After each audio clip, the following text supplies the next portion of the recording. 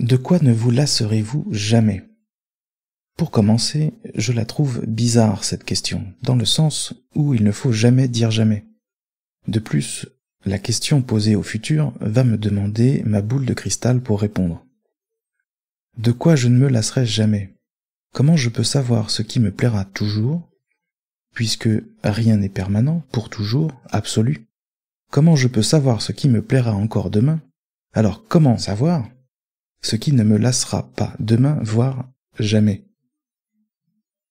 Ceci dit, je crois qu'il y a quelque chose qui me plaira encore longtemps. Du moins, je me base sur mon vécu pour le dire. Internet. Il faut dire l'Internet, avec un I majuscule, comme un pays ou un continent. C'est passionnant Internet, on y trouve de tout, le meilleur et le pire. On y fait des rencontres, on y fait la guerre, comme on y joue à se tuer, sans sortir de chez soi. C'est souvent là que se passe le premier contact avant de signer un contrat, ou de faire des rencontres. Une simple idée peut se transformer en un raz-de-marée, une flash mob, une fake news, ou une attaque par déni de service. On y troll, pensant être anonyme. Il y a le sous-continent qu'on appelle le Darknet, où se passent les pires choses, bien à l'abri, derrière une porte chiffrée. Ce même Darknet permet aux personnes vivant dans des pays privés de liberté de communiquer vers l'extérieur.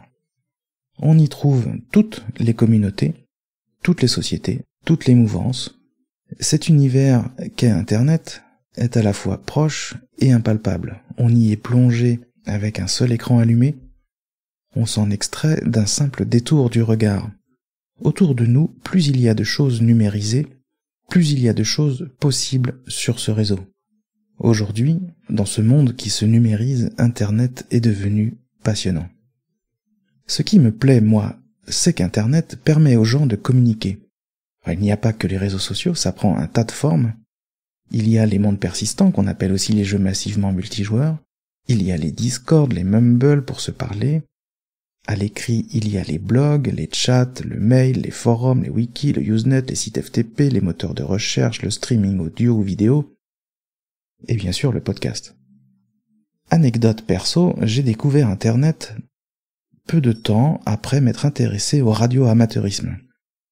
J'étais jeune, Internet et l'informatique semblaient bien plus attractifs à mes yeux, alors j'ai complètement mis de côté l'électronique, les antennes et la radio pour un PC et un modem. C'était bien plus sympa et prometteur.